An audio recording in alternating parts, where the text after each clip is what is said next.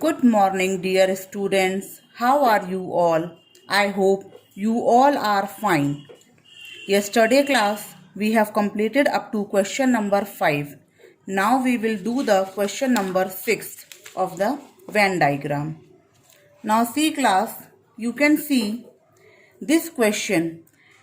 Now here, rectangle shows married pupil and the circle shows pupil who lives in joint family, and triangle is shown school teachers.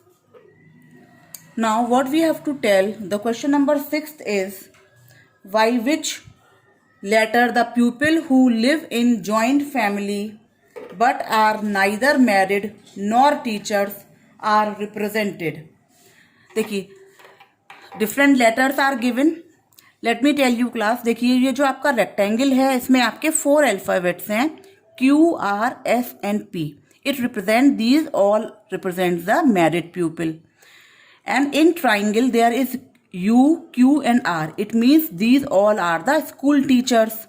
And in the circle there are 3 alphabets T, S and Q. This represents pupil who lives in joint family. Now you can see the alphabet Q, R and R comes in rectangle as well as triangle. So what does this indicate? That these are married and as well as the school teachers. See now the alphabet U is only in the triangle. It means U is the school teacher only. Same way T comes only under the circle. It means he lives in the joint family. And same way you can see the P. It means he is married. बाकी वो school teacher नहीं है और joint family में नहीं है. तो इस तरीके से क्लास आप रिलेट करके देखेंगे. So see by which letter the pupil who lives in joint family. अब जॉइंट फैमिली को हमने रिप्रेजेंट किया है सर्किल में, तो सर्किल के हमें अल्फाबेट देखने हैं T, S and Q. But condition क्या है? But are neither married nor teachers. वो मैरिड नहीं होने चाहिए और टीचर्स नहीं होने चाहिए. मीन्स वो ना तो रेक्टेंगल में शो होने चाहिए ना ही ट्राइंगल में. तो देखिए रेक्टेंगल और ट्राइंगल Q और S, यानी कि केवल आपका अल्फाबेट क्या लीव रह गया? T. तो T is the correct answer for this question. Now the next is by which letter the married teachers, married भी एंड टीचर्स में मीन्स ट्राइंगल और रेक्टेंगल और ट्राइंगल जो दोनों में आते हैं, who lives in joint family are represented. Means जो इन तीनों में कॉमन है, मीन्स वो मैरिड भी हैं, वो टीचर्स भी हैं और जॉइंट फैमिली में भी हैं. तो देखिए ऐसा कौन सा अल्फाबेट है जो तीनों में शो हो रहा है? Q देखिए ट्राइंगल का भी पार्ट है, सर्कल का भी पार्ट है और आपके रेक्टेंगल में भी. तो Q is the correct answer. By which letter the married people who lives in joint family but not are school teachers. School teachers नहीं है बट मैरिड हैं और जॉइंट फैमिली में है. मीन्स वो ट्राइंगल में नहीं होने चाहिए, रेक्टेंगल और सर्कल दोनों में होने चाहिए. तो ऐसे कौन सा अल्फाबेट है? देखिए जो ट्राइंगल में नहीं है, तो ट्राइंगल के ये वाले अल्फाबेट्स निकाल दें तो T, S और P. लेकिन हमें कौन सा अल्फाबेट चाहिए? Married people who lives in joint family. Married और जॉइंट फैमिली में मीन्स जो ट्राइंगल और सर्कल दोनों में आते हैं. तो ट्राइंगल मैरिड पीपल के लिए रेक्टेंगल है. तो रेक्टेंगल और सर्कल में जो दोनों में आ रहा है लेकिन आपका ट्राइंगल में नहीं है, ऐसा कौन सा अल्फाबेट है क्लास? S. देखिए ऐसे आपके पास 2 अल्फाबेट्स हैं जो रेक्टेंगल में भी है और सर्कल में भी हैं, वो है S और Q. लेकिन Q आपका ट्राइंगल में आ रहा है. इट मीन्स वो किसका पार्ट हो जाएगा? स्कूल टीचर्स का.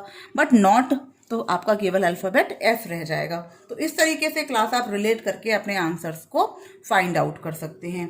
नेक्स्ट आपके बहुत ही सिंपल हैं. विच of the following Venn diagrams correctly represent the relationship between reverse, oceans and water resources. देखिए क्लास जो रिवर एंड ओशंस हैं वो आपके क्या हैं? वाटर सोर्सेज हैं. दोनों से ही आपको वाटर मिलता है, रिवर से भी और ओशन से भी. तो सबसे ज्यादा इस रिवर, ओशंस और वाटर सोर्सेज का जो रिप्रेजेंटेशन है सबसे अच्छा कौन सा वेन डायग्राम कर रहा है? देखिए ये आपका हो गया water sources and this is river and this is ocean.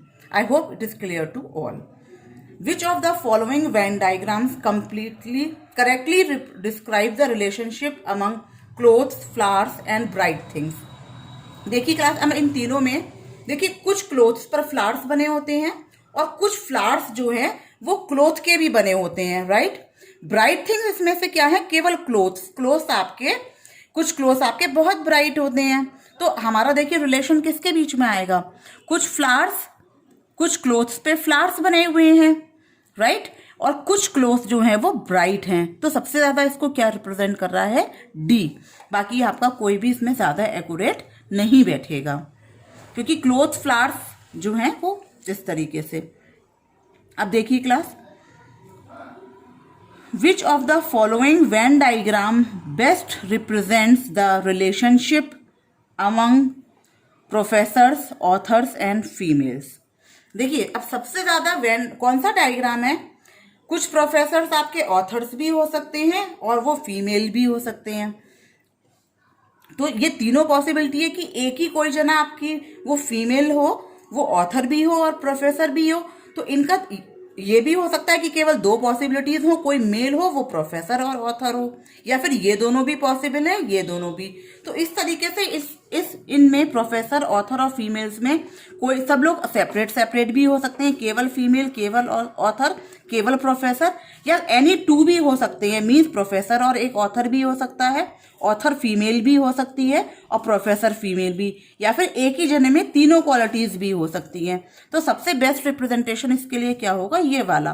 देखिए जैसे हमने अगर इसको प्रोफेसर, ये ऑथर और ये फीमेल, तो ये वाला जो कॉमन पोर्शन है वो रिप्रेजेंट कर रहा है नंबर जिसमें वो प्रोफेसर भी हैं, ऑथर भी हैं और फीमेल्स। ये किसको रिप्रेजेंट करेगा, प्रोफेसर्स एंड ऑथर्स। तो इस तरीके से this one represents the best. I hope it is clear to you all. Now look at this question.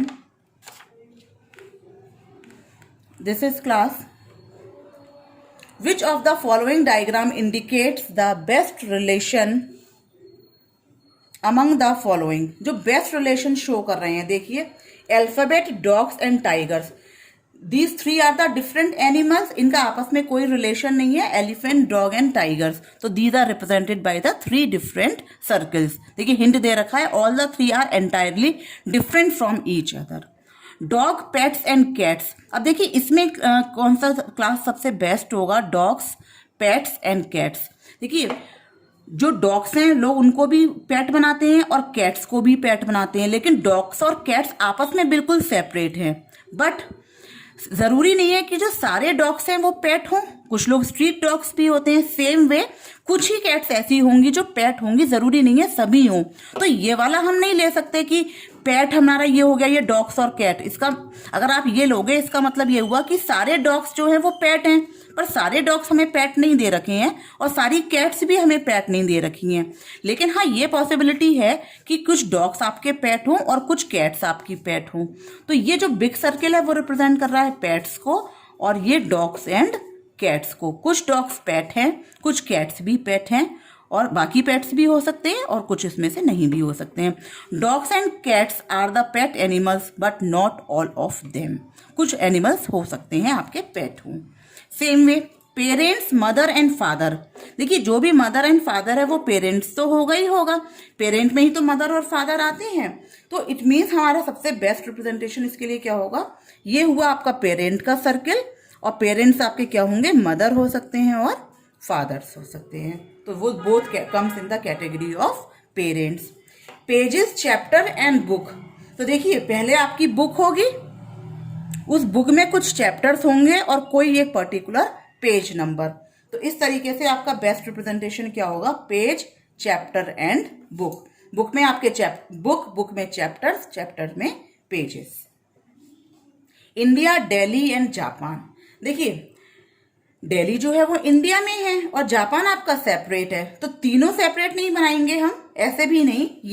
ये आपका हुआ इंडिया, इंडिया में है दिल्ली और जापान आपका सेपरेट. तो इस तरीके से ये आपको बेस्ट रिप्रेजेंट करेगा इस इंडिया, दिल्ली और जापान को. I hope it is clear to all. The next question we will do tomorrow. Thank you.